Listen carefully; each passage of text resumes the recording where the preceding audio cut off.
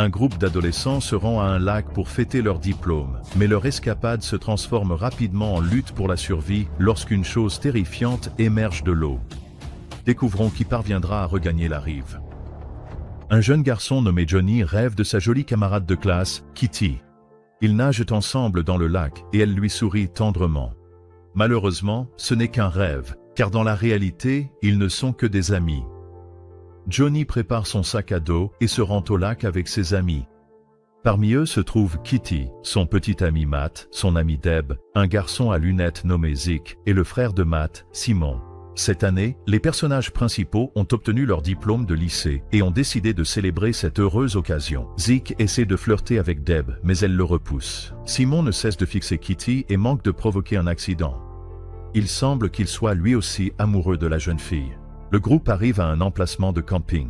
Johnny ouvre la barrière et la voiture descend jusqu'à la rive. Les adolescents commencent à décharger leurs affaires. Ils ont apporté beaucoup de nourriture et de boissons. Zeke allume sa caméra. Les adolescents se préparent à passer un super moment au lac. Il y a un grand bateau avec 2 rames sur la rive. Il appartient au voisin de Johnny, Monsieur Parks. Les camarades de classe le descendent prudemment dans l'eau. Ce n'est pas une tâche facile, car le bateau est assez lourd. Kitty remarque qu'il n'y a pas de réseau téléphonique ici. Johnny répond que c'est le lac Noir et que d'étranges anomalies s'y produisent constamment. Le jeune homme offre à la fille un collier et lui demande de le mettre, expliquant qu'il s'agit d'un talisman protecteur. Kitty refuse et rend le cadeau à Johnny. Le voisin de Johnny, Monsieur Parks, s'approche de lui. C'est un bon ami du grand-père de Johnny. Monsieur Parks demande au jeune homme d'être très prudent et de ne surtout pas aller dans l'eau. De plus, ce lac doit être traité avec un respect particulier. Johnny regarde le vieil homme avec surprise. Bientôt, le bateau s'éloigne du rivage. Les adolescents rament avec les avirons et profitent d'un bon moment de détente. Johnny est le seul qui, pour une raison quelconque, ne se sent pas du tout heureux. Il lui semble qu'il y a quelque chose dans l'eau. Après avoir atteint le milieu du lac, les filles mettent leur maillot de bain et Matt enlève son t-shirt. Ils vont nager un peu et prendre le soleil.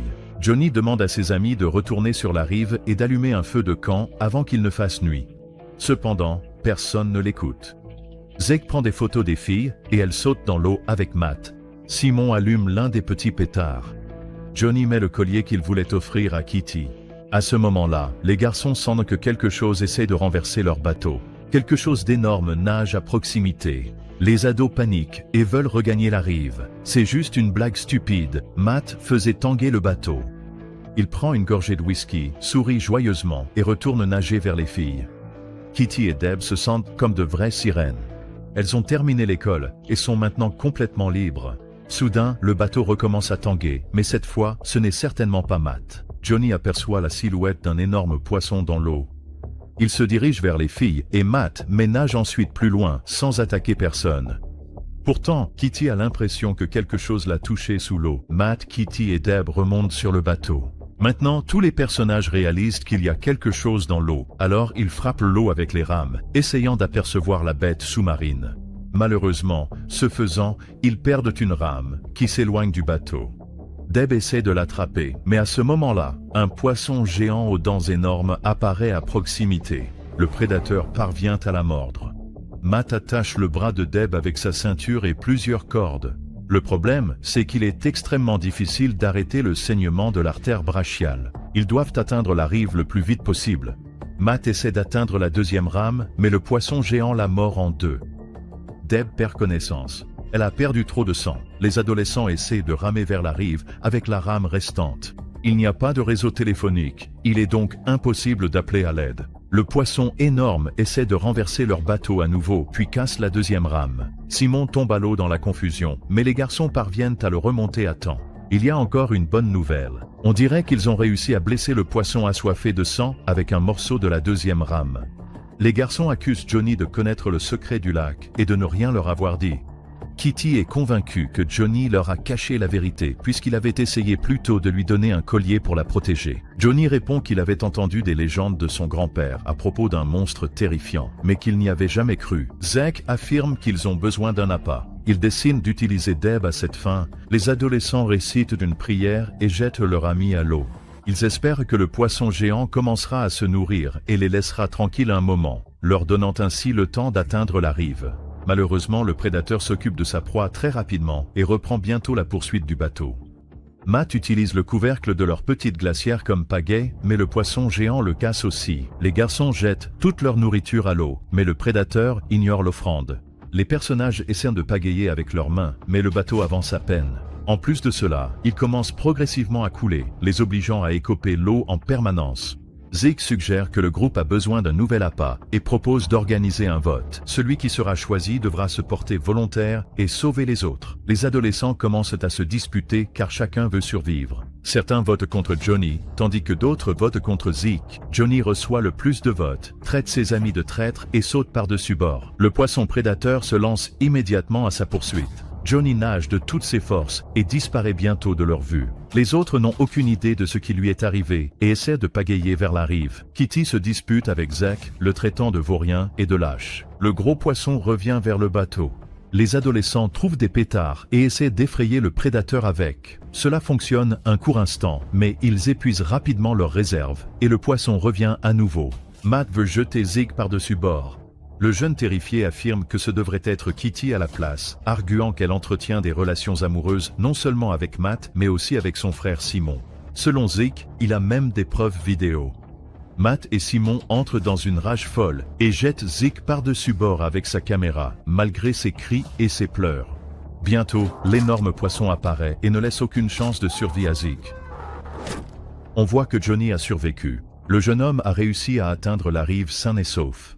Il décide de retourner chercher Kitty parce qu'il l'aime profondément. Johnny aperçoit un bateau à moteur sur la rive.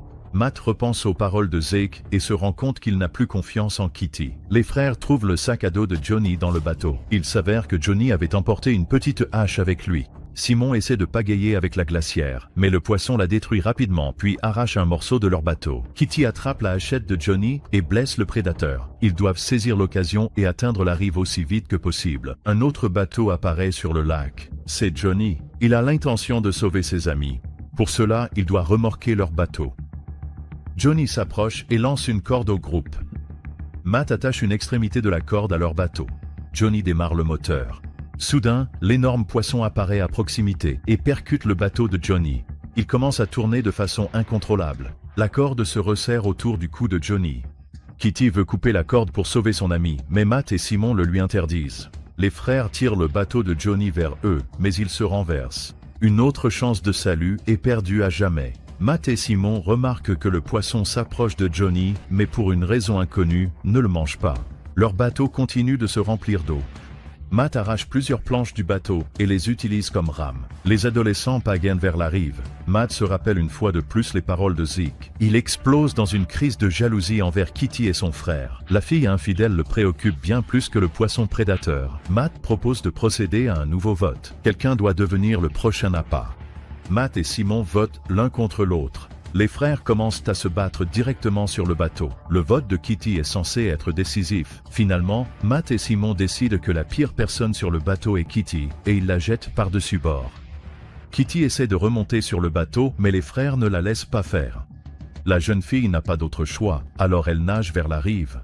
Matt et Simon se retrouvent seuls sur le bateau. Bientôt, ils commencent une nouvelle bagarre furieuse, à la suite de laquelle les deux frères tombent à l'eau. Simon subit une blessure à la tête, ce qui attire bien sûr les poissons prédateurs. Matt décide de sauver son frère et le traîne vers la rive. Simon aperçoit le poisson géant et pousse son frère droit dans ses mâchoires. Pendant que le prédateur se nourrit, Simon parvient à atteindre la rive. On voit alors que Kitty est toujours dans le lac. Elle est allongée sur le bateau à moteur retourné de Johnny, regardant pensivement l'eau. La jeune fille rapproche le corps de Johnny et retire le collier qu'il voulait lui offrir de son cou. Après cela, le poisson dévore sa proie. Kitty croit que le collier la protégera, alors elle le met et nage vers la rive. Le poisson ne la touche effectivement pas. Le problème, c'est que Simon l'attend dans l'eau peu profonde. Kitty a vu ce qu'il a fait à son frère et comprend qu'elle est elle aussi en grand danger. Simon remarque le collier autour du cou de Kitty. Il le reconnaît comme étant le cadeau de Johnny. Le garçon croit que Kitty et Johnny les ont délibérément conduits à ce lac. Il embrasse sa petite amie, puis la pousse sous l'eau et l'empêche de remonter à la surface. Simon atteint la rive pendant la nuit et y rencontre M. Parks. Le vieil homme demande où est Johnny et apprend que Simon est le seul survivant. Monsieur Parks dit que Johnny était un bon garçon et montre à Simon l'appareil photo qui appartenait auparavant à Zeke. Le vieil homme n'a pas seulement l'appareil photo, mais aussi une arme à feu.